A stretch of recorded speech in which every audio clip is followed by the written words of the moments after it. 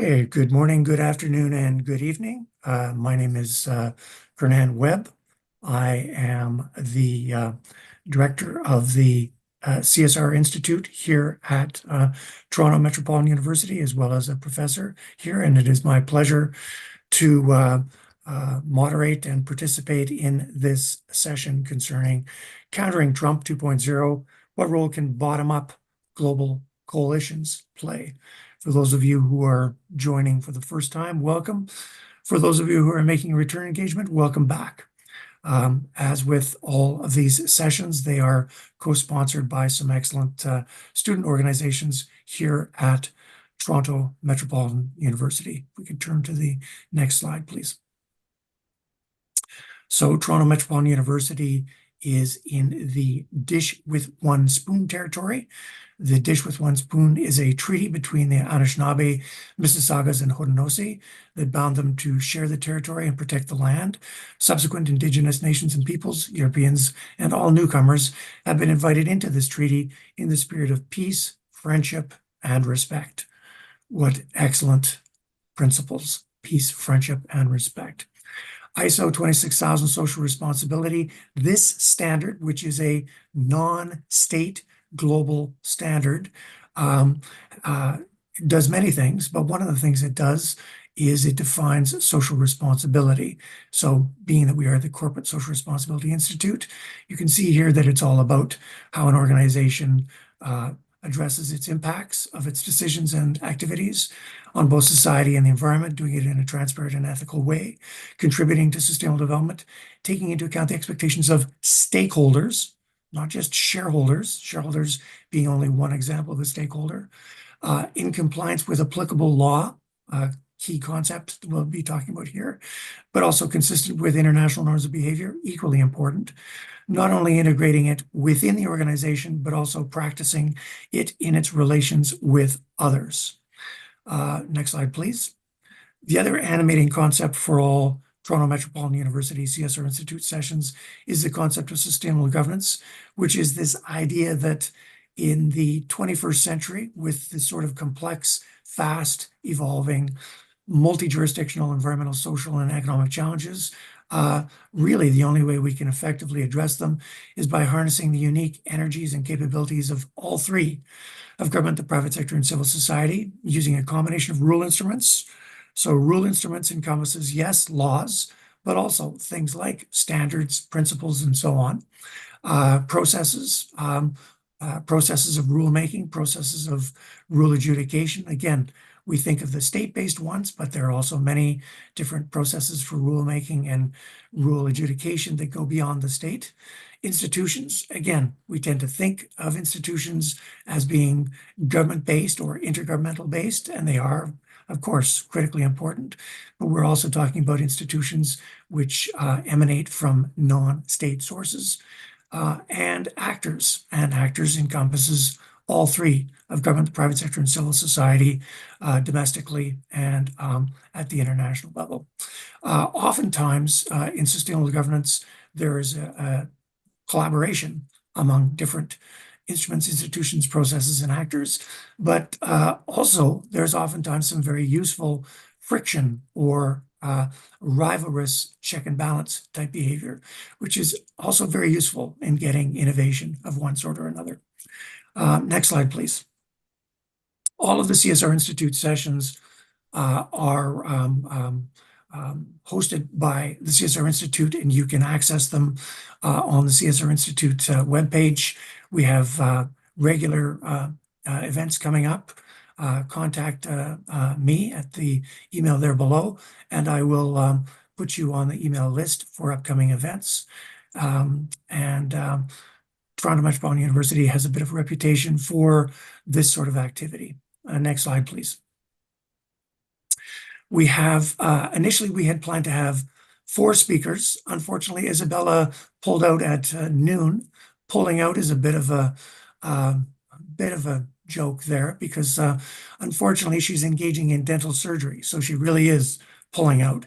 And so she just at the last second was not able to make it. We're very apologetic of that because much looking forward to her unique insights. As you can see here, I've highlighted the fact that she's involved in some specific rule of law initiatives, and so very much was looking forward to getting her input, but hopefully we'll have her for a future event. Next slide, please.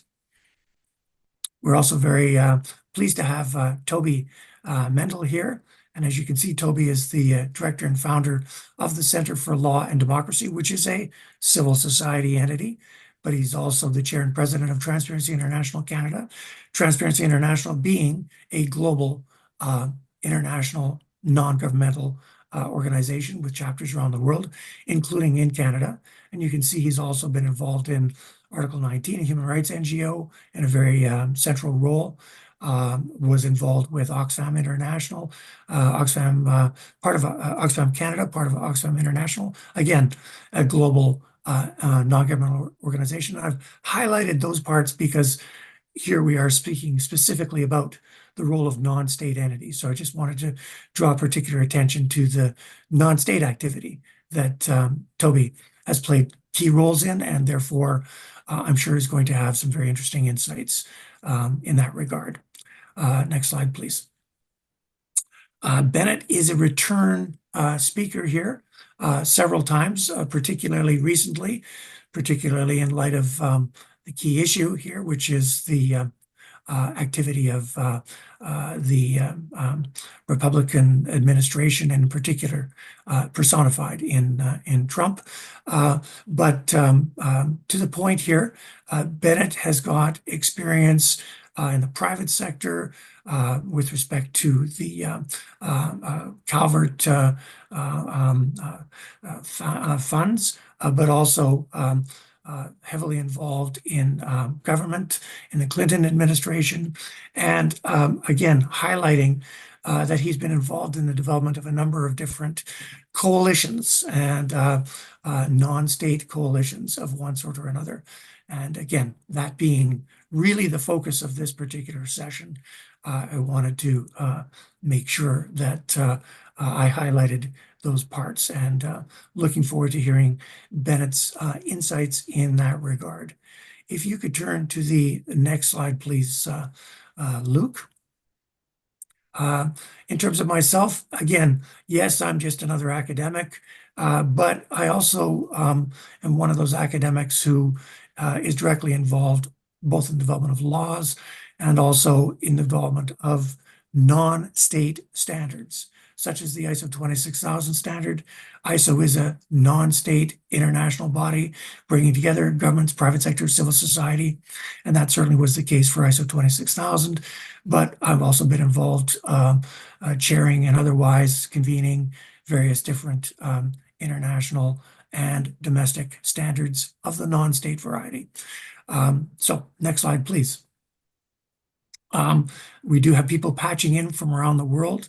My particular thanks to those of you who are patching in from outside Canada and United States and Latin America and South America, because you are in different time zones, and props to you for patching in at oddball times of the day and or evening. So with respect to all of you, if you do have particular points that you want to make, if you can email me, I'll do my best to fold those into this particular session. Next slide, please, Luke. So a roadmap for this session. I'm going to quickly go through a diagnostic, as they say in France, a diagnostic of the situation. Then we're going to turn to the basic proposition. I'm going to have a bit of a disclaimer, quick overview of terms so that we're all on the same page in that regard.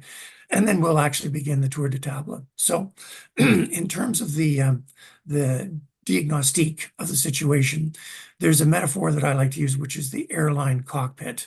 What I would suggest is that what we have is one particular actor, and that being Trump, who's come to the front of the plane.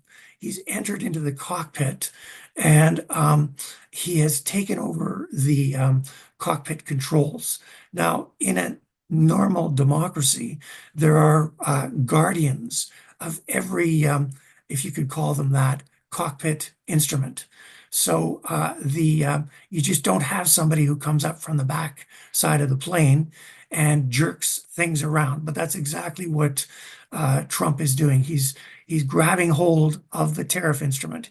He's grabbing hold of various different economic and legal instruments in United States and to some extent at the global order, and he's jerking them around and he's jerking the passengers around. There's a great deal of movement among those passengers. We're being thrown this way and that way. I would go so far as to suggest that he enjoys doing that jerking around. But the more important point is that the normal guardians of each of those instruments, he is in the process of taking those guardians out. And so you see a great deal of destruction of that in United States so that the normal checks and balances are not there. And he's withdrawing from many international institutions of one sort or another and instruments, treaties, and so on. And so what that means is that he's unbridled. He's largely unbridled. And this is highly problematic. And this brings up this second metaphor, the emerging global king rule by fiat. And what I'm getting at is Trump is right now making announcements through social media that are throwing the global marketplace into turmoil and individual countries into turmoil. He's dressing down, leaders of particular countries and so on. And he's showing that we have this effectively a new way of governing at both the international way and at the domestic way. It's highly problematic, in my opinion, but essentially he's doing things by social media. Now, behind the social media is a certain amount of actual structure in United States and so on, but he's in the process of remaking that so that it really is coming from his mind at 3 a.m. He decides he doesn't like what somebody has said somewhere, and he's making an announcement, and it's having an immediate impact. And we have to acknowledge, whether we like it or not, that is what is happening right now. And it could get a lot worse before it gets a lot better. I'll just point out that in this global cockpit, there is another button there, and it's called the nuclear button. And I'm afraid we have a very reckless actor, and that the guardians around that button are in the process of being basically diminished, if not removed. And in a fit of pettiness, I'm afraid he's more than capable of touching that button as he is all of these other buttons that he's touching on right now. So the basic proposition is that global grassroots coalitions of one sort or another, both market-based, for example, aligned boycotts, and non-market-based, for example, a global coalition supportive of the rule of law and the international rule-based order, have got some distinctive characteristics. Some of them are positive in the sense of they're less assailable by Trump actions than Trump is very capable of responding directly to states. And within United States, he's also making direct actions against law firms and universities and so on. But a coalition of actors, which are non-state, is capable of performatively demonstrating that there is opposition, and that opposition is less susceptible to direct counteractions by Trump than are the states that he is variously imposing punishments at right now, and indeed individual law firms or universities are. So a alignment of actors both within United States and beyond United States that stands up and says, what you're doing is wrong, and you should know that they are wrong. And this is a global coalition all saying it's wrong with membership across the world. I'm not thinking, and I don't think anyone is thinking that this is going to stop Trump and his allies from behaving the way they're doing, but it's a way of bringing together actors that are currently attempting to respond individually, such as Harvard University responding individually, or a law firm bringing a counter lawsuit against Trump. And if there is a backdrop of, for example, the legal profession around the world expressing their opposition to what it is Trump is doing, and there is a backdrop of consumers around the world and investors around the world and businesses around the world that are all expressing their disagreement with his approaches. I'm suggesting that these are just part of a possible renewed response to Trump that is less vulnerable to immediate attack than some of the actors that are currently attempting to respond individually. So just to be very clear, I'm not suggesting that boycotts or global coalitions of any sort are a panacea, and these particular ones are just examples. So please do not think that they are in any way. I'm suggesting that these will be the answer. They are just propositions to be explored here. Also, we're going to need to define terms, and I'm going to do that in a second. And then finally, we can get to insights and observations from our superb guests. So quickly turning now to definitions, if you can turn beyond that slide. Next slide, please. So a definition of a coalition, it's a structured or semi-structured alliance of diverse actors. As you can see there, common features that they have: common purpose, voluntary association, diversity of membership, some sort of coordination, and autonomy of members. So that's a quick definition of coalition. Turning to the next slide, please. A definition of boycott: collective, coordinated action by consumers, investors, businesses, etc., to engage economically with a specific entity. Common elements: purposeful non-engagement. By non-engagement, I think what we're talking about here is deliberate market-based action of one sort or another. They have an identified motivation. They are engaging in collective action. There's cross-border participation, and there's a targeted entity. Next slide, please. Rule of law, as understood here, and this is, again, our speakers here can disagree and amplify and elaborate in any way they want to anything that I'm saying here. And I'm not in any way wanting to box them in. But just to start things off, defining rule of law as a foundational legal and political principle, stating that all individuals, institutions, and government actors are accountable in laws that are publicly promulgated, equally enforced, independently adjudicated, and consistent with international human rights standards. And again, you can see some key characteristics.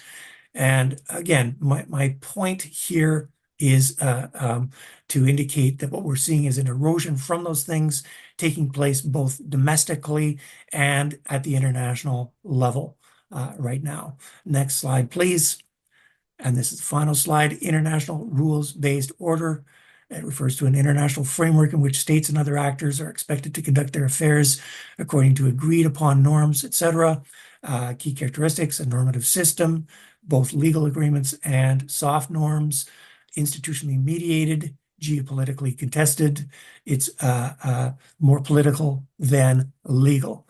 Okay, so I just wanted to lay those points out on the table before we turn to our speakers. I'm simultaneously a moderator and a speaker, but I'll be shutting up now largely.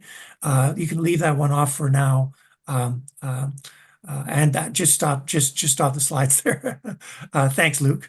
And we will turn first to Toby for his immediate insights and observations. Let me emphasize, He's in no way bound to follow anything that I've said so far.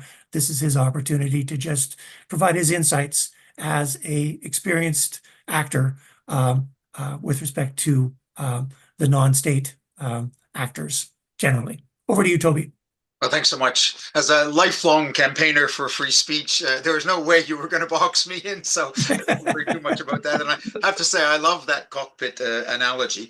So I've been asked to speak for about 7 minutes, so I will try to keep quite close to that. And rather than kind of building a major theme here, I'm going to more make a bunch of staccato points just to get some ideas out there, because I think, this is a large and multifaceted topic, and I just want to kind of throw some thoughts out there. So firstly, for me, there's the two different ideas, or they're related, obviously, but the boycott idea and the rule of law one. And on the boycott, I think firstly, we have to be very careful in our information sources not to be trapped in a bubble. And normally when we talk about a bubble, we're kind of talking about a social media bubble, and there's been a lot of literature about the impact of those and the way that those work. But I think that we are also at risk of being in a media bubble, and I distinguish very carefully between media and social media. And just to give an example of this, I was trying to find out some hard stats on the drop in consumer buying from the United States, in reaction to the moves by Trump or the Trump administration. And I really only found, I didn't spend a ton of time, but I really only found one main piece of information about that. And Empire Corporation had, issued a statement saying that there was a steep decline in purchases from the United States. They historically sourced 12% of their products from the United States. They didn't have any information about what had gone, what the steep decline represented. And I went through 3 pages of Google hits, and almost everything was just about this steep decline, nothing from any other company. Now, I'm not questioning Empire's claim about the steep decline, but it is one single information source. And I think we have to be very, very careful, in dealing with that. We shouldn't assume, without actually having some serious information about this, that things are going on when they may actually not be. Maybe there's a little decline, and then people stop declining after they get bored of not having asparagus from the United States after a week or so. I think we need to, be very careful to keep on the facts. Boycotts are not easy things to organize. My history on organizing boycotts goes back to the boycott of South Africa, in the 70s and 80s, I was a student activist at the time, and the students were very engaged on this, but it was not that easy to actually get effective boycotts against South Africa. So they're tough. So we need to be very, very strategic, and we need those boycotts to be sustained. It is irrelevant if Canadian consumers stop buying American grocery products for a few weeks or a few months, but then go back after they get bored with not having asparagus, as I said before. So sustainability is key to this. And, I'm being very hard-nosed and realistic about that, but I think we need to be. And I just skipping out a little bit, going back to Canagan's point, absolutely, we don't need this to be the killer, what's the term I'm looking for? The Killer app.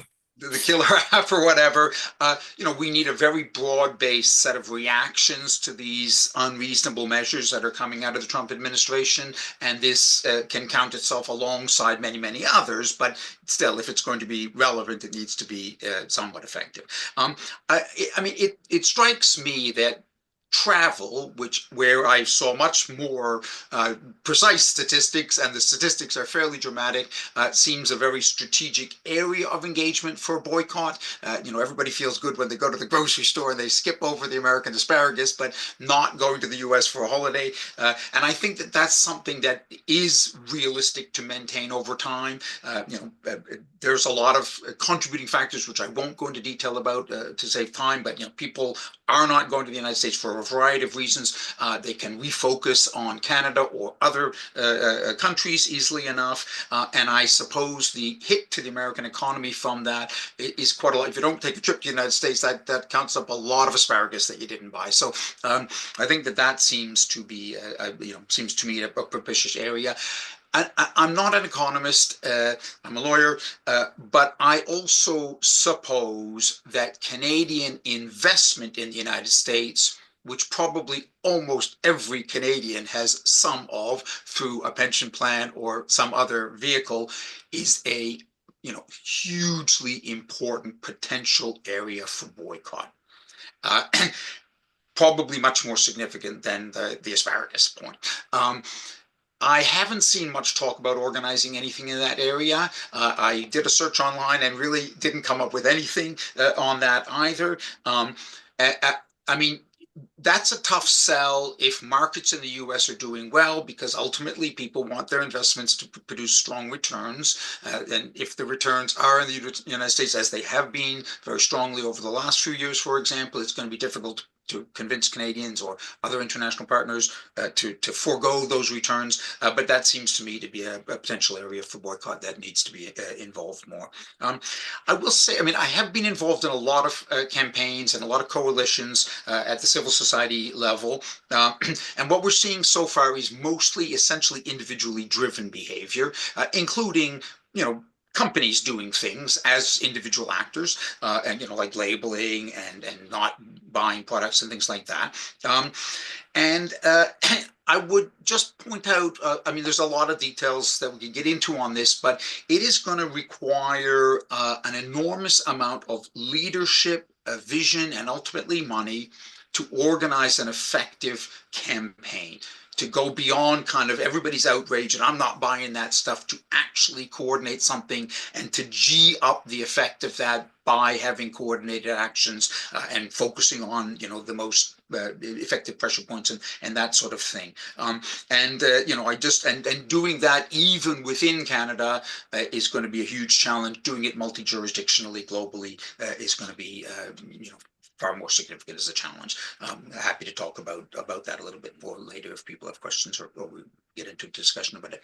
Just quickly on the rule of law, because I feel that as a human rights activist, a lifelong human rights activist, obviously I strongly support the rule of law, and I'm very conscious of the attack on the rule of law that's taken place to the south of the border. I think we should understand that although the international rules-based order is also suffering a hit, CUSMA has been effectively thrown aside, and a lot of serious commentary that there's absolutely no justification for the measures that are being put in place based on CUSMA and its rules, and I think that's a fairly solid theory.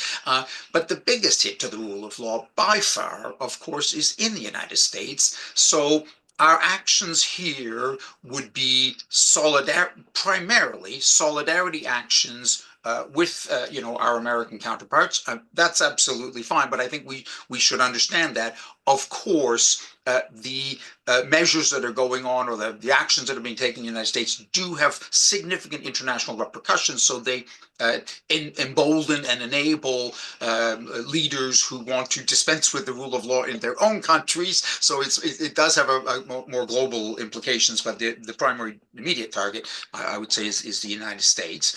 Looking at the documents that you provided, Kenrigan, I think to really think seriously about getting something organized, going with that target to bolster the rule of law, we would first of all have to have a much, much clearer set of objectives.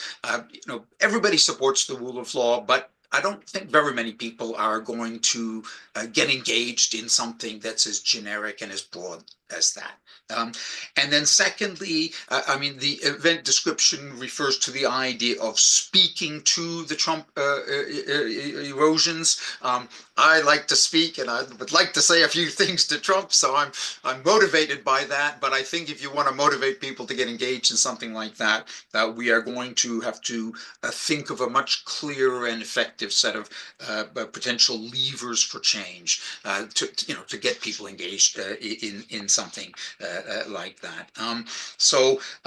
And I also think that to the extent that the focus is on reestablishing or bolstering or protecting or defending the rule of law in the United States, we do need to think a little bit carefully about how, if we're talking about an international coalition that is essentially outside of the United States, and I'm not sure if that's what you were thinking, again, but that's sort of how I understood it, what the kind of the implications of that, or what the optics on that would look like from a U.S. Perspective. Even people within the U.S. who are very concerned about that may not necessarily want foreigners, as we are, telling them how to do their business, as it were. So I think and I've experienced that phenomenon in a lot of the countries I work in. I work almost exclusively internationally, so we need to be thoughtful of that vis-a-vis the U.S. just as we would vis-a-vis other countries. So a lot of slightly random points there, but hopefully some food for thought. Thanks. Just quickly, with respect to bubbles, one of the things that's interesting about a consumer boycott is it represents action by individuals outside of the bubble, right? Outside of any media bubble. It's individuals behaving that way. And so I hear your point about bubbles, but that's arguably one of the charms of a boycott is it's actually individuals.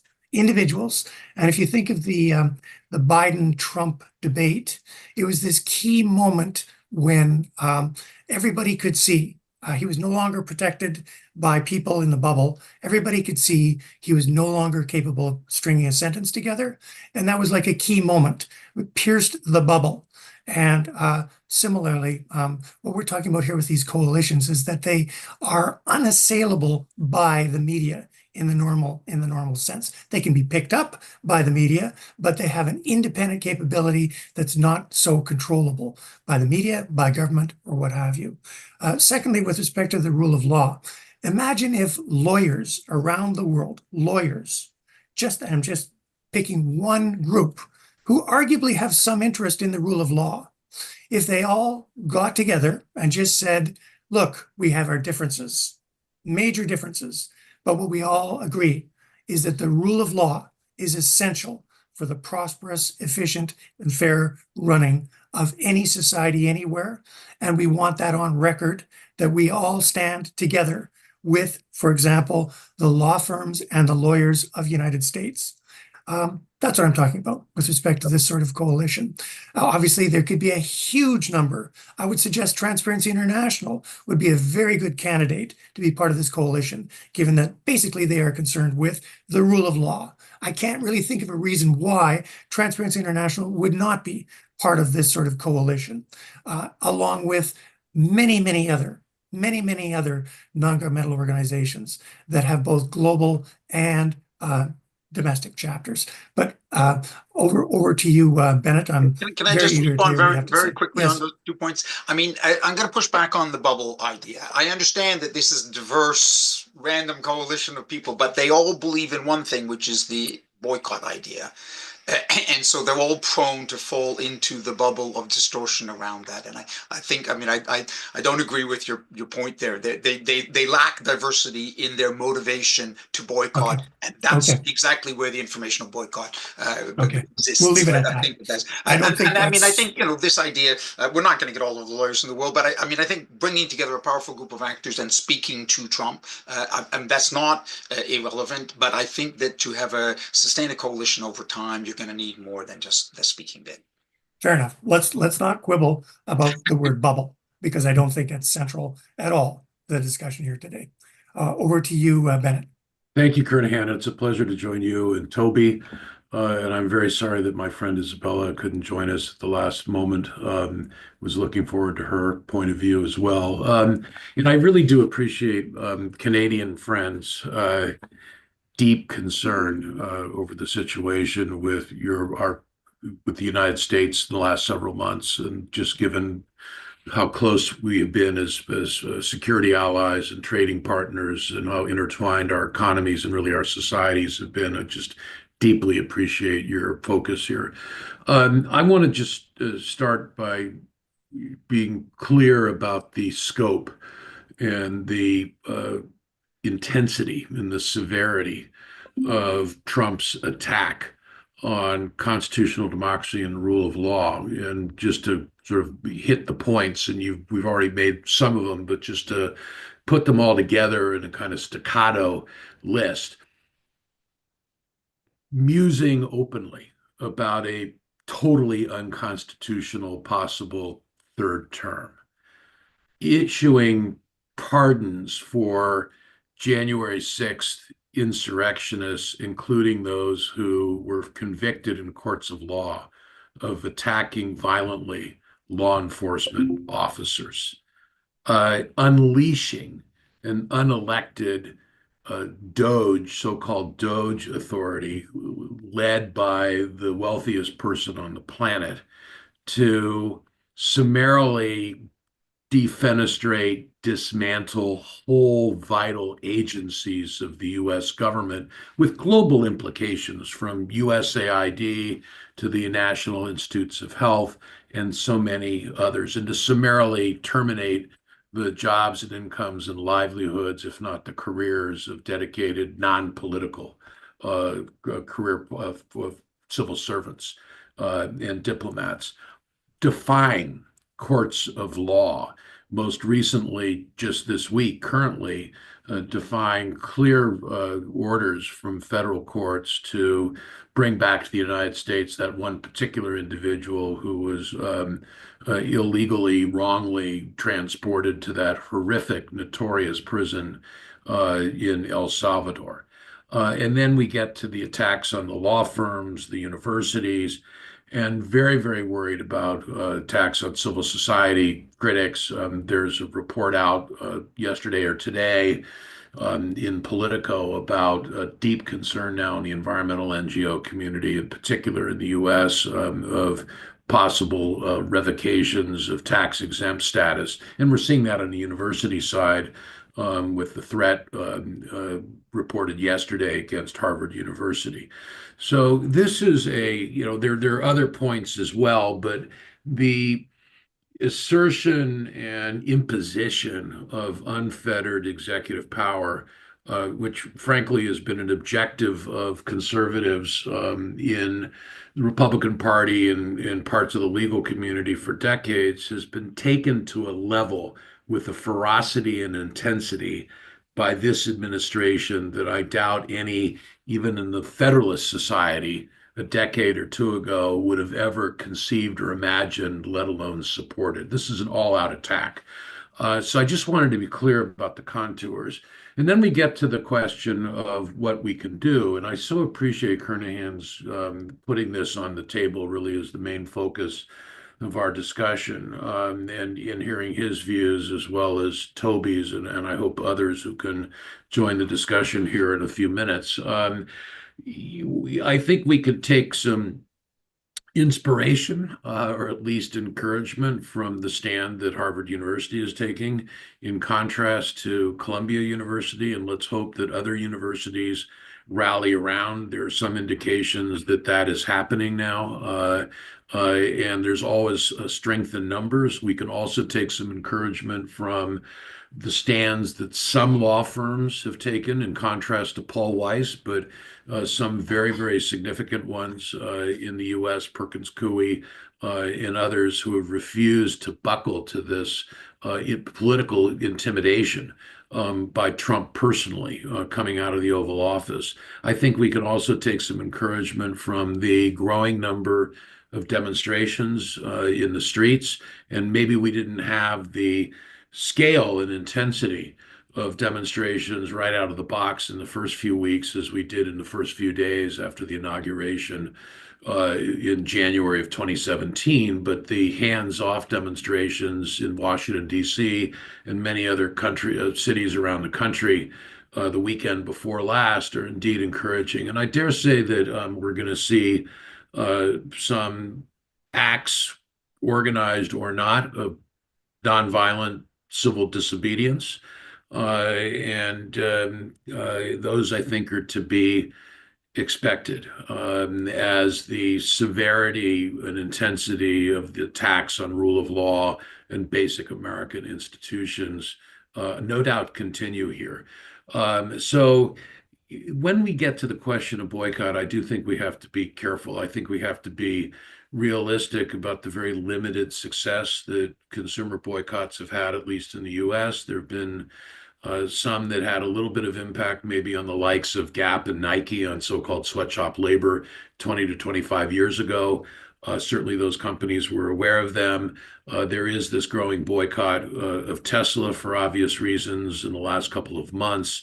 But I don't think that there's going to be wide-scale consumer boycotts. That said, Canadians shunning American asparagus, even in the spring asparagus season here, is not a bad way to go. And there's also been media reports in the last week about tourism boycotts of the U.S., particularly not just in Canada, but in Europe and elsewhere. And those do send a message because they hit the pocketbook. But let me just end by saying that what we need to hear and see much more of are statements, not just from a few law firms and a few universities, but statements from the legal profession as a whole. We need to hear the American Bar Association even more explicitly, the International Bar Association explicitly. I'm not sure if we've heard from them. They carry some weight. We need to hear from major investors and from corporate America. We have heard from corporate America and from investors in the last couple of weeks, certainly about tariffs. But those criticisms have been confined really to anxiety over the impacts on the markets with all the uncertainty and the further volatility and the spikes in inflation. But what we have not heard from the world of large American multinational corporations or institutional investors are statements that are very clear that this isn't just about haphazard, herky-jerky, volatile economic and trade policies. It's not just about tariffs.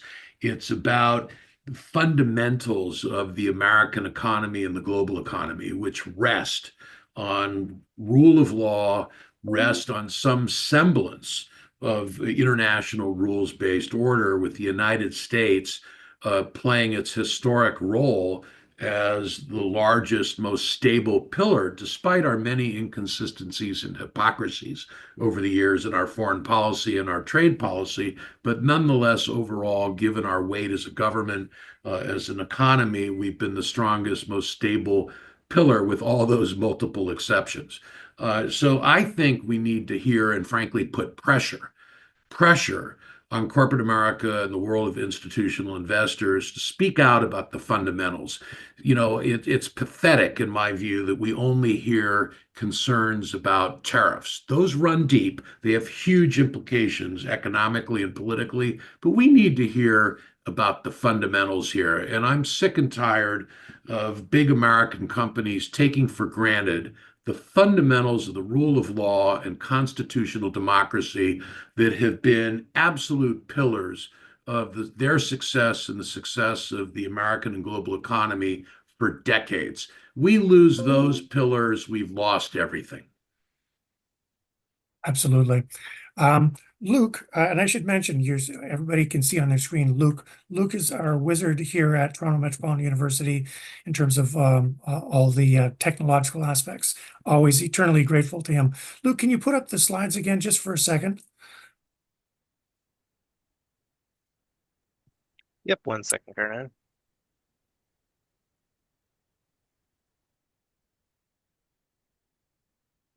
And as he does, I'm just going to kind of reiterate a point here. The consumer boycott, which is not just a consumer boycott, it's a boycott by businesses and investors as well. Right now, what's happening around the world is uncoordinated actions by individuals. That's because they do not have a platform. They do not have a way of recognizing that they are part of something greater than that. So that's the first point, is that we all know that the market is a sort of a key way of signaling approval or disapproval. And so the suggestion here is that exactly that a coordinated boycott, perhaps ultimately limited to travel. Indications are that travel to the United States, tourist travel, is way down. And I would suggest it's likely to stay down for quite some time.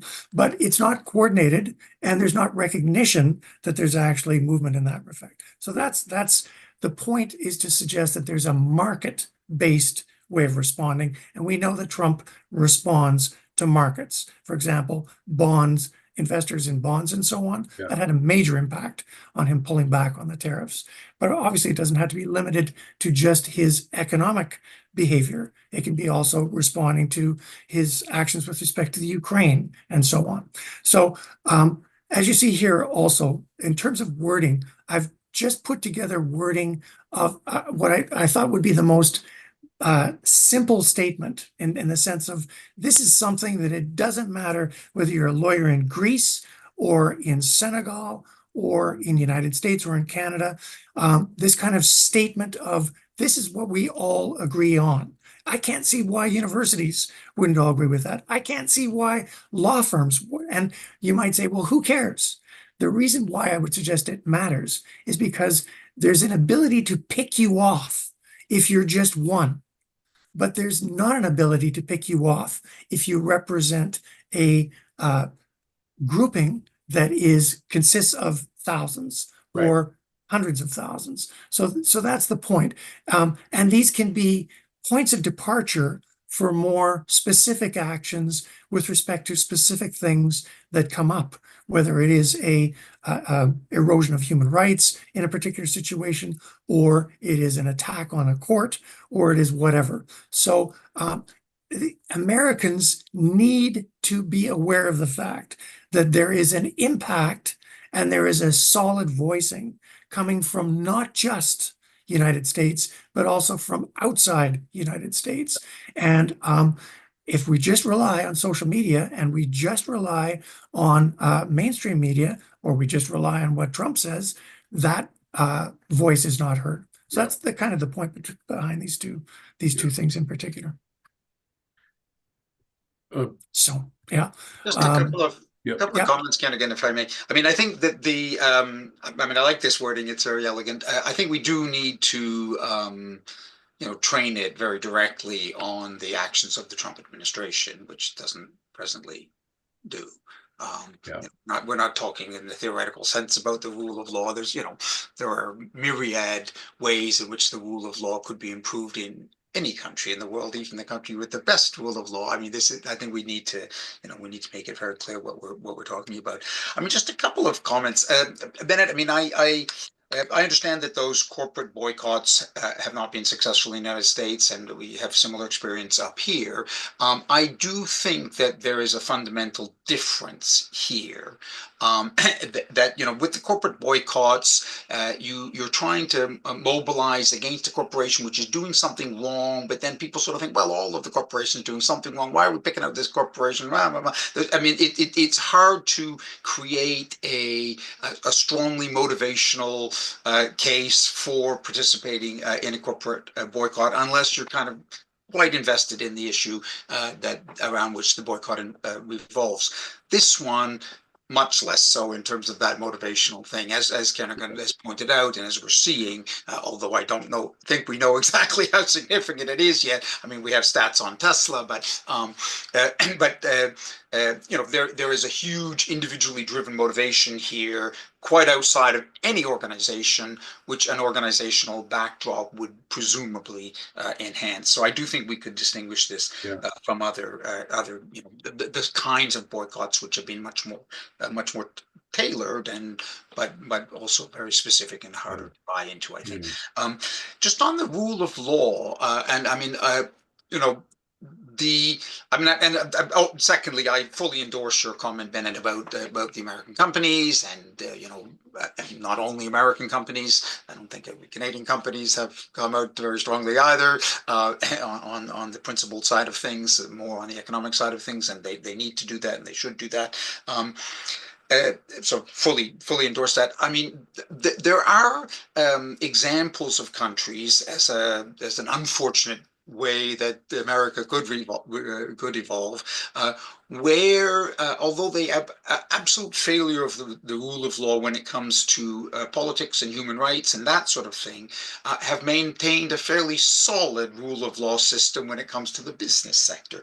So there was an IBA study like 20 years ago on the rule of law in Malaysia, and the study found that if you had even an economic dispute with the government as a corporation, you could expect reasonably fair, proper rule of law type treatment from the courts. Once you got into the political human rights, that sort of space, then the situation was utterly different. So there are negative scenarios for a rule of law evolvement, which would be amenable or acceptable for business from the point of view of business. And I think we just, I'm not obviously not advocating for that. That's terrible, but I think we do need to be conscious of that possibility, at least when we bite down on the rule of law.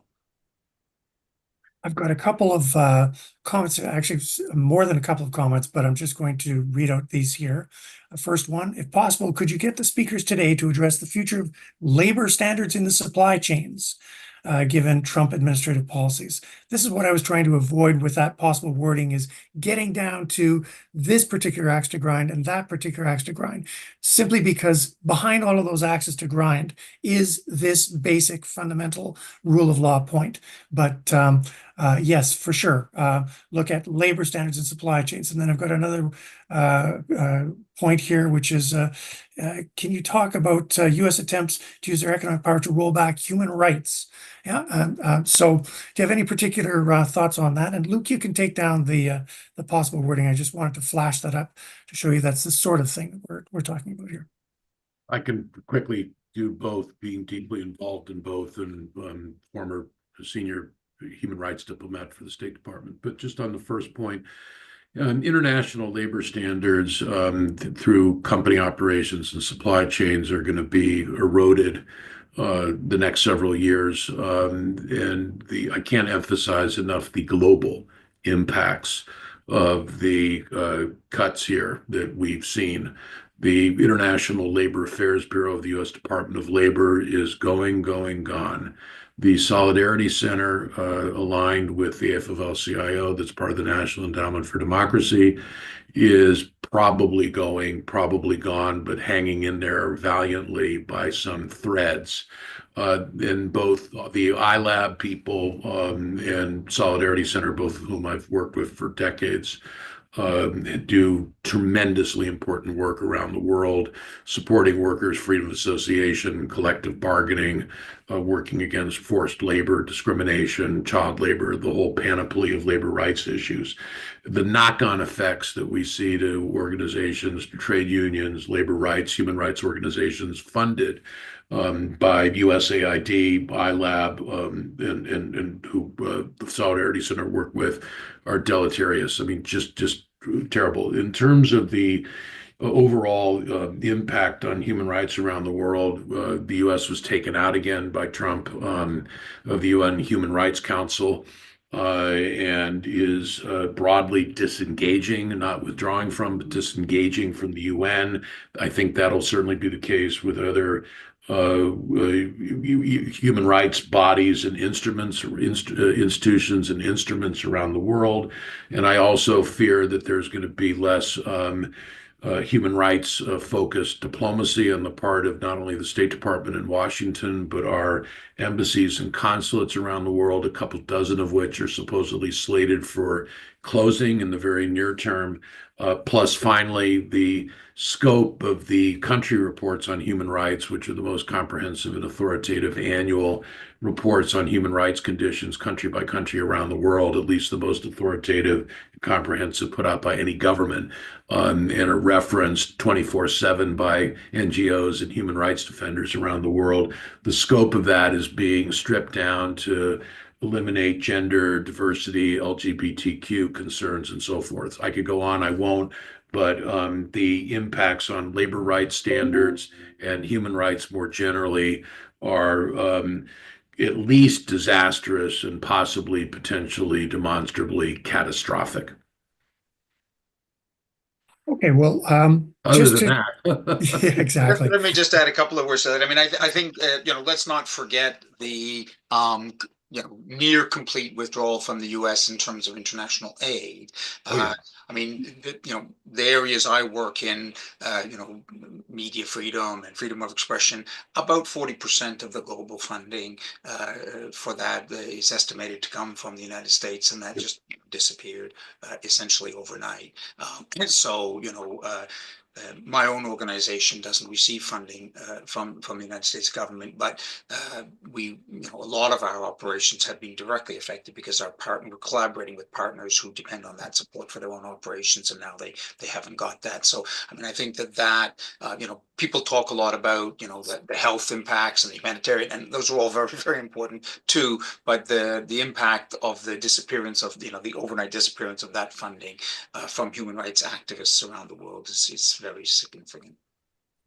Diagnostically, what I think is going on, though, is we're recognizing that reliance on one particular superpower as the kind of the load-bearing beam for the entire international rule-based order as the West experiences it, and within the United States, relying on one political party to do things, it's not working. It's not working. And so we have to come up with a new approach, which is an approach which is more distributed, and making it, if it's more distributed, then there's less capability for that load-bearing beam to be kicked out, and hence the entire house fall down. So the ideas of these sort of global coalitions is to move away from the reliance on a single actor. We're seeing what happens when we do that. And you are literally itemizing out individual examples of what happens when we do that. So there's an opportunity to remake the international order. And I would argue that due to advances in information technology, there's a capability to organize, to structure at the international level decision-making quite differently than what we inherited from the 20th century, which I would suggest was a good attempt. But we're in a new era with new dangers, very clearly, and that's going to take new ideas, and that's where this came in.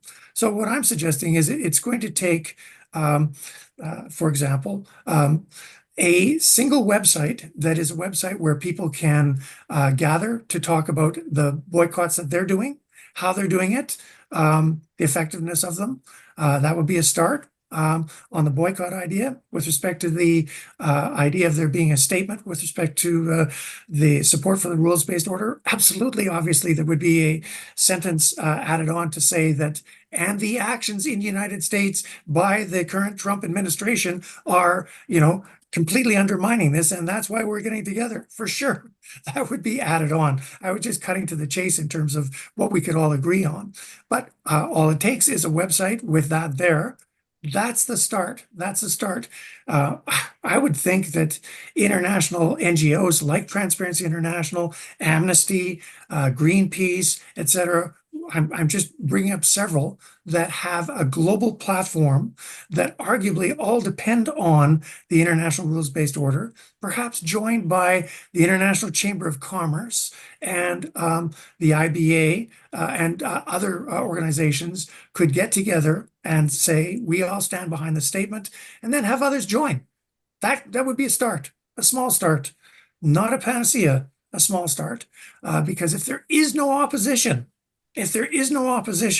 then the steamrolling just keeps on going, which is what I see happening now. at any rate, thanks very much for basically socializing these ideas, to use a horrible academic expression.